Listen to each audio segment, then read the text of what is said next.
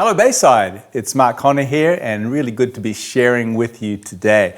How good is it to be out of lockdown? My goodness, restrictions starting to ease. Who would have thought that the world's most livable city would become the world's most lockdown city, Melbourne. But you know what, we will be back and you can kind of sense Melbourne emerging out of hibernation, and I'm sure like me, you're enjoying catching up with family and friends and getting back to life a little bit as normal. So I hope you're well and really good to be sharing with you today. A big shout out to Pastors Rob and Christy and the rest of the team for leading so well during these crazy times over the last year or so. Thank you so much for serving us so well. Also a big shout out to our media team who have done a phenomenal job keeping us connected through the various technological aspects of our world today. And so thank you very much for how well you've served the church during this time. We really do appreciate that. Over the last year or so, I've been sharing a number of messages just focused on your personal well-being. And so I shared a message on how to nurture your emotional well-being. We looked a little bit at the area of physical health and also at improving our relationships. And so I thought today, end of November, coming towards the end of another year, we'd look at another aspect. And so today I'd like to talk to you about how to nurture your spiritual well-being. And by spiritual well-being, I mean our connection with God, as well as our sense of meaning and purpose. And so looking forward to sharing that with you today. As you read the Gospels, it's interesting to look at the life of Jesus. Jesus didn't just come to die on the cross. He actually came to show us how to live. And so I love reading the Gospels and reflecting on the life of Jesus. And I think sometimes as we do so, we think Jesus is this kind of ministry machine going 24/7, delivering sermons and praying for people, healing people, training disciples. You get this idea of this flurry of activity. But if you just slow down a little and read the narratives between all the teachings and the miracles, you'll find that Jesus had some habits that I think really helped to nurture his own spiritual well-being, as well as his sense of meaning and purpose. And one of those habits is this regular retreating, self-isolating as you would, and spending some time alone in solitude. I'll give you a couple examples. Matthew 14 verses 13 says this: when Jesus got the news, he slipped away by boat to an out-of-the-way place by himself. John the Baptist, his cousin, had just been killed. And so you can imagine he's got some grief, some loss, some sadness, some disappointment to process. And so he slips away by boat to an out-of-the-way place by himself. Just a little later in the same chapter, Matthew 14:23, after Jesus dismissed the crowd. Isn't that an interesting line? Sometimes we've just got to dismiss the crowd. Good night, everybody. Bye-bye. He's setting some boundaries. He went up to a mountainside by himself to pray. And when evening came, he was there alone. Now, Jesus loved the crowd, but there's a time to dismiss the crowd and just to have that time of solitude and silence and quiet. It's interesting, Jesus loved the water and he loved the mountainside. There's something about water that's therapeutic for our soul. And there's something about getting up on a hill or a mountain, just seeing above everything. It gives you a fresh sense of perspective. A couple more examples. Luke 6:12, one of those days, Jesus went out to a mountainside to pray, spent the night praying to God. Mark 1:35, very early in the morning while it was still dark, Jesus got up, left the house, left the office, left the building, and went off to a solitary place where he prayed. So this isn't just a once-off thing. All through the Gospels, you'll notice Jesus has this habit, this ritual of getting some time aside. And I believe it was during these times that he connected more deeply with God, the Father, but also gained fresh perspective for his life. Often he'd be away and then he'd come back and the disciples would go, "Where you been? Everyone's looking for you." He says, "Hey, it's time to go on to the next village." And so where did he get that perspective? I believe it was from pulling aside and having this habit of silence and solitude. This might seem like an unusual message after we've been locked down for so long, and we're just now glad to be back with family and friends, which is great. But a healthy life has a balance of activity and rest, of community, as well as solitude, of being with people and also having time by ourselves, just for that extra spiritual connection and that tapping into a sense of meaning and purpose for our lives. You might have heard the funny story of a group of people moving through a jungle, and they need to make a pathway, and so all the managers are there and they've got everything really, really well organized. All the machetes are sharp, the rosters are working, there's refreshments, there's first aid if needed, and they're moving through the jungle, and the managers are really pleased. The leader is the person who climbs a tree, looks around and goes, whoops, wrong jungle. But the managers are saying, but we're making such progress. What's the point? It's not leadership versus management, but sometimes we can be so busy managing our lives. We can get caught up in the jungle of the busyness of seeing people and responding to emails and getting to appointments and paying bills, and life can become a bit of a jungle. Every now and then we need to climb a tree and look around and going, are we heading in the right direction? It's very easy to be dominated by the clock. And the clock is a wonderful instrument. It tells us what time it is. And the clock is often about speed. But there's another instrument called the compass. And the compass is not about speed, it's about direction. And you can be going very, very fast, but if you're heading in the wrong direction, then you're not actually being effective. And so this habit of retreating, of pulling aside, of taking some time to be still and to think and to reflect is a way of getting the compass out and going, am I heading towards my true north? Am I going where I want to go? Or am I just caught up in a flurry of activity? I believe Jesus' habit of pulling aside was a way for him to climb a tree, as it were, and just see above all the jungle of ministry and life that so easily consumes us. One of the challenges for us to do this is the dominance of distraction in our age. There's an interesting story in Luke 10. There's Mary and Martha. They both loved Jesus. They were both following Jesus. But you know the story. Martha was busy and distressed and distracted by so many things. Mary took time for that one thing that was needful at that moment, to sit at Jesus' feet and to hear his word.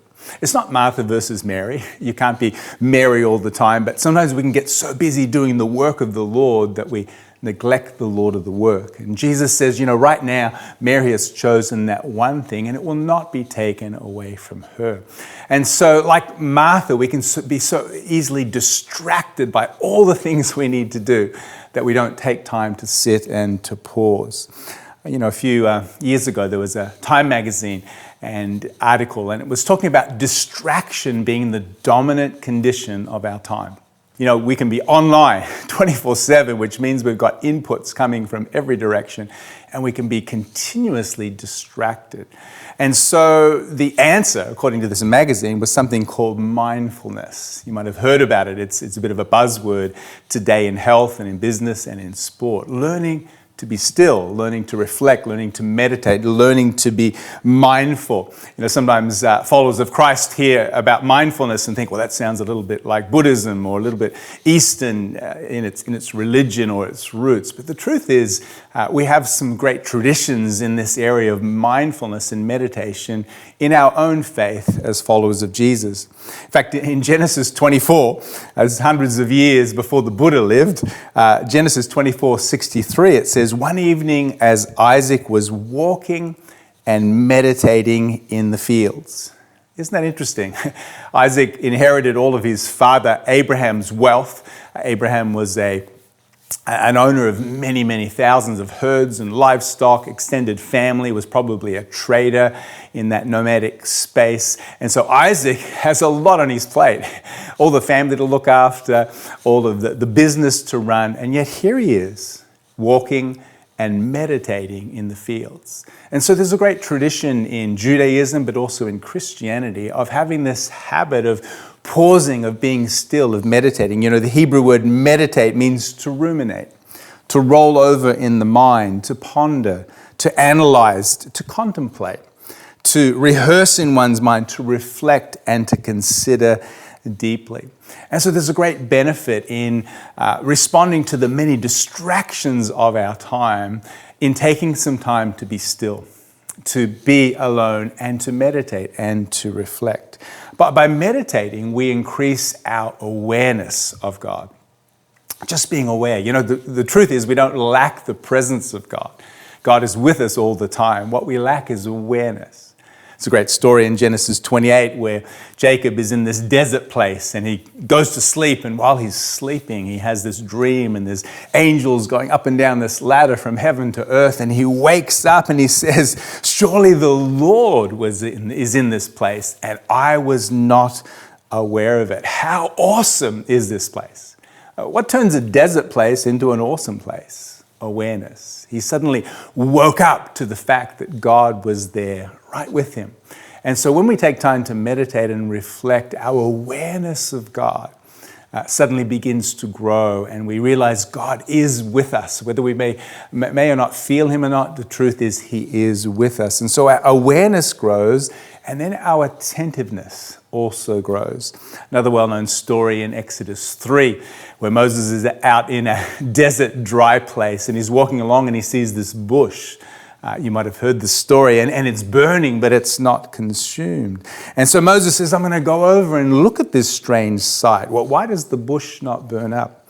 And the text says this: when the Lord saw that Moses had gone over to look, God called to him from the bush, Moses, Moses.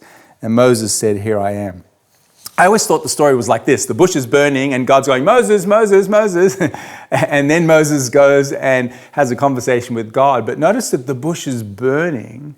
There's no voice. But when Moses turns aside and becomes attentive and says, I want to see what's happening here. When God saw that Moses took the time to look, then God spoke to Moses.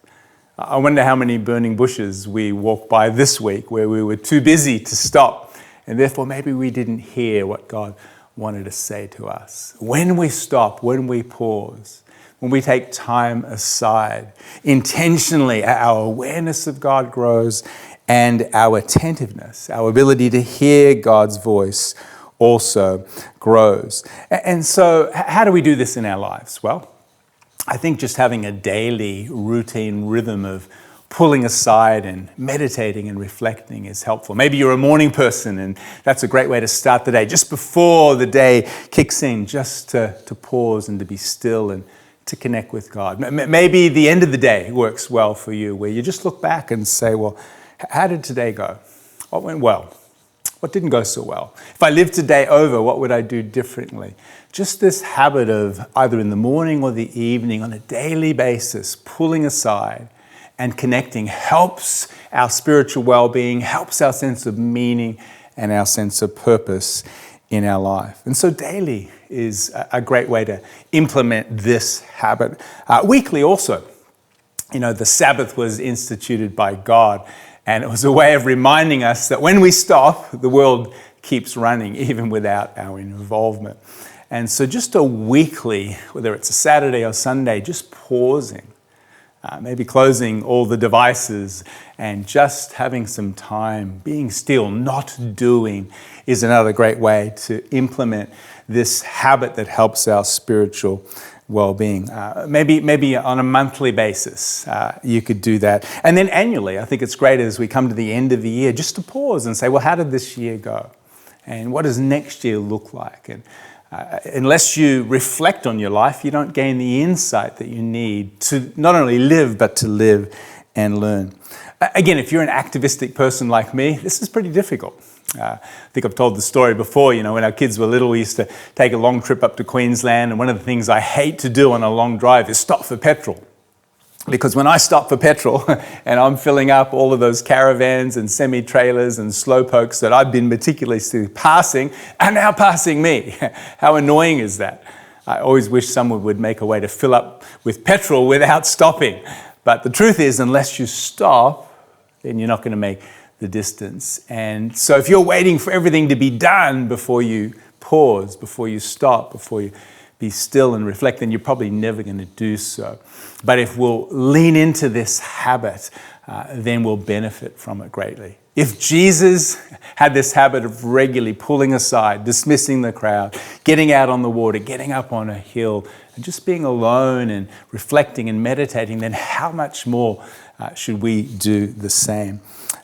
Sometimes if you've got a bucket of water and it's muddy, you can just keep stirring the bucket and not much is going to happen. But if you'll just be still and you'll just wait, eventually the debris falls to the bottom and you start to get some clarity. And so I want to encourage you, as we're coming out of lockdown, life will get busy again, the hustle and bustle will pick up. Let's not lose this intentional habit of being still, of reflecting, of leaning into our spiritual well-being. I want to finish today just by reading a poem that I wrote a few years ago for my own benefit, in just reminding me the importance of this habit of being still, of pausing, of taking time just to connect with God on a personal and an intimate basis. Have a listen as I read this poem to you. Quiet and still, peaceful, a new day born, hopeful, birds singing, joyful, heart beating, grateful, before the rush, before the noise, cacophony of activity, whirlwind of productivity, it's coming. Be still, wait, no rush, meditate. All you need, all you desire, here right now. Come up higher, holy place, sacred time, not alone, heavenly company. Breathe out fear and worry.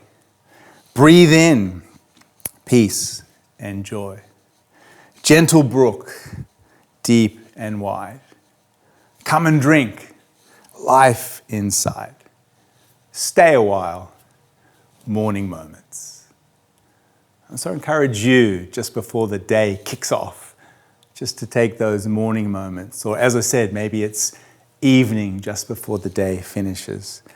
I'll finish with this psalm. Psalms 46 verse 10 says, "Be still and know that I am God.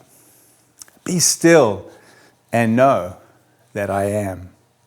Be still and know. Be still. Be."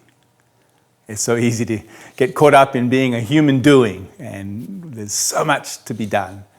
But learning just to be still and to know that He is God. And so I want to encourage you in that today as we nurture our own lives, particularly our spiritual well-being. That doesn't just happen in the rat race of life. It happens when we intentionally take time, as Jesus did, to be still, to connect with God, to pause, to increase our awareness of God. He's with us all the time. We don't lack His presence. We just lack awareness. And then to be more attentive. Is there a burning bush on your path right now? Don't rush on by. Just pause, and maybe God's wanting to speak to you. Maybe God's wanting to get your attention today. As we lean into this habit of stillness, reflection, meditation, retreating, pausing, being alone and being silent, then we can nurture our spiritual well-being as well as tap into that sense of meaning and purpose for our lives. And so let me pray for you today. Dear God, thank you for bringing us through COVID-19. What an intense and difficult time it's been, this pandemic, where many have lost their lives and people have lost jobs and finances, and many struggling with mental health issues of anxiety. And so God, I pray for your grace to be more than enough for each of us today. We're thankful that we're coming out of that lockdown and restrictions are easing, and we're seeing families and friends, and we'll be able to gather again together as a community. And so I pray as we get back into the fast lane, as it were, with all the busyness and holidays coming and Christmas coming and the hustle and bustle of city life, Lord, that we won't lose this habit of being still, of pausing, of reflecting. As Jesus took this time, I pray that each of us will also do the same. And in doing so, we will connect with you more meaningfully and we'll also just have that sense of purpose and meaning for our lives. And so I pray for each person watching today, however this applies to them, Lord, that they will instill this habit that's so life-giving in their lives. I also pray for those that may be watching or listening today that don't know you in a personal way, that you'd reveal yourself to them today. Encourage them, Lord God. And I pray as we head to the Christmas and holiday season for a huge blessing on Bayside, Pastor Rob and Christy and the team, us as a congregation, that we'll be able to continue to live out the great mission and vision you have for each one of us, Lord. That our lives would reflect you, bring glory to you, and that we'd have a hugely positive impact, not only in the Bayside area, but on our city and beyond. And so I pray a huge blessing on Bayside Church today. Thank you for our time together. In Jesus' name, amen. Well, God bless you. I hope you have a great Christmas, and the coming year will be one of your best years yet. God bless you. Thank you.